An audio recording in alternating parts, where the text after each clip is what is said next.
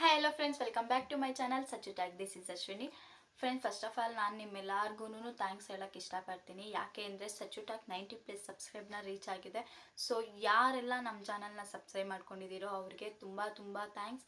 ಅದೇ ರೀತಿ ಇನ್ನು ಯಾರು ನಮ್ಮ ಚಾನಲ್ನ ಸಬ್ಸ್ಕ್ರೈಬ್ ಮಾಡ್ಕೊಂಡಿಲ್ವೋ ಪ್ಲೀಸ್ ಹೋಗಿ ಸಚ್ಚು ಟ್ಯಾಗ್ಸ್ನ ಸಬ್ಸ್ಕ್ರೈಬ್ ಮಾಡ್ಕೊಳ್ಳಿ. ಹಾಗೆ ಪಕ್ಕದಲ್ಲಿರುವ ಬೆಲ್ಲೈಕನ್ನ ಪ್ರೆಸ್ ಮಾಡಿ. ನಾನು ಯಾವುದೇ ಒಂದು ವಿಡಿಯೋ ಮಾಡಿದ್ರೂ ನಿಮಗೆ ನೋಟಿಫಿಕೇಷನ್ ಬರುತ್ತೆ. ಆ್ಯಂಡ್ ಫ್ರೆಂಡ್ಸ್, ಈ ಒಂದು ವಿಡಿಯೋದಲ್ಲಿ ನಾನು ನಮ್ಮ ಮನೆಯಲ್ಲಿ ಗೌರಿ ಗಣೇಶ ಹಬ್ಬನ ಹೇಗೆ ಸೆಲೆಬ್ರೇಟ್ ಮಾಡಿದ್ವಿ ಅಂತ ಹೇಳ್ತೀನಿ. ಆ್ಯಂಡ್ ನಾನು ಸ್ವಲ್ಪ ವಿಡಿಯೋ ಕ್ಲಿಪ್ಸ್ನ ಆ್ಯಡ್ ಮಾಡ್ತೀನಿ ಫ್ರೆಂಡ್ಸ್. ಸೊ ಅದರಲ್ಲಿ ನಾನು ನಮ್ಮ ಮನೇಲಿ ಗೌರಿ ಗಣೇಶ ಹಬ್ಬನ ಹೇಗೆ ಸೆಲೆಬ್ರೇಟ್ ಮಾಡಿದ್ದೀನಿ ಅಂತ ನೋಡ್ಬೋದು.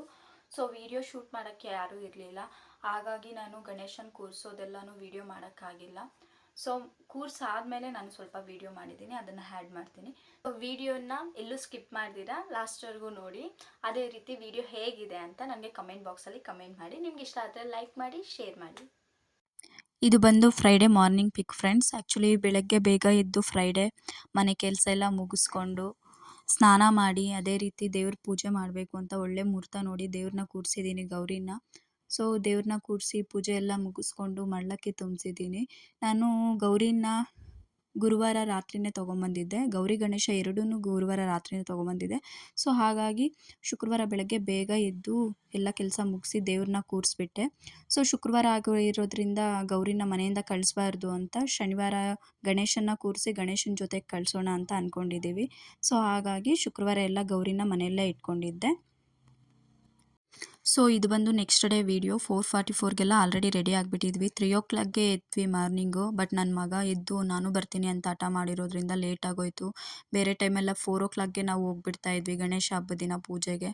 ಬಟ್ ಈ ಸಲ ಲೇಟ್ ಆಯಿತು ನೋಡಿ. ಆಲ್ರೆಡಿ ಅಮ್ಮ ಅವರೆಲ್ಲ ಬಂದು ಮನೆ ಹತ್ರ ವೆಯ್ಟ್ ಮಾಡ್ತಿದ್ದಾರೆ ನನಗೆ ಪೂಜೆಗೆ ಹೋಗೋದಕ್ಕೆ. ಸೊ ಉತ್ತಾ ಬಂದುಬಿಟ್ಟು ನಮ್ಮ ಮನೆ ಹತ್ರದಿಂದ ಒಂದು 1/2 ಕಿಲೋಮೀಟರ್ ಆಗುತ್ತೆ ನೋಡಿ. ಆಲ್ರೆಡಿ ಇವನು ಬಾಗ್ಲ ಹತ್ರನೇ ನಿಂತಿದ್ದಾನೆ, ಎಲ್ಲಿ ಬಿಟ್ಟು ಹೋಗ್ಬಿಡ್ತೀವೋ ಅಂತ ಜೊತೆಯಲ್ಲಿ ಬರೋದಕ್ಕೆ. ಸೊ ಈಗ ಇವನ್ನೂ ಕರ್ಕೊಂಡು ಹೋಗ್ತಾ ಇದ್ದೀವಿ ಪೂಜೆಗೆ.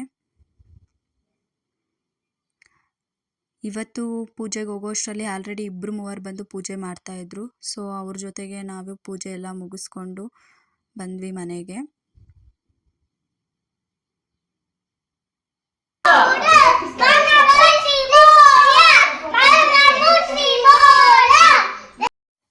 ನೋಡಿ ನನ್ನ ಮಗ ಒಬ್ಬನೇ ಇದ್ದಾಗ ಆಡು ಅಂತಂದರೆ ಆಡಲ್ಲ. ಸೊ ಅವನ ಫ್ರೆಂಡ್ ಬಂದಿದ್ದಾನೆ ಮನೆಗೆ, ಅದಕ್ಕೆ ಇಬ್ಬರು ಸೇರಿ ಗಣೇಶನ ಮುಂದೆ ಆಡ್ತಾ ಇದ್ದಾರೆ.